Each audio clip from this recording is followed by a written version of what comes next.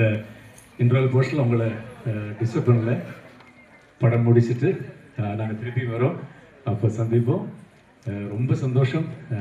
தியேட்டரில் வந்து தியேட்டர் ஓனரே வந்து எங்களுக்கு சொல்லும்போது உள்ளே போய் நீங்கள் பாருங்கள், எப்படி ஃபேமிலியோடு எல்லாருமா சேர்ந்து அம்மா தாத்தா பாட்டி எல்லாரும் ஒரு வீட்டில் இருக்கிற அத்தனை பேரும், அதுவும் ஸ்கூல் திறந்த டைமில் கூட இப்படி ஃபேமிலி ஆடியன்ஸ் வராங்கன்னா அது பெரிய விஷயம் தான்.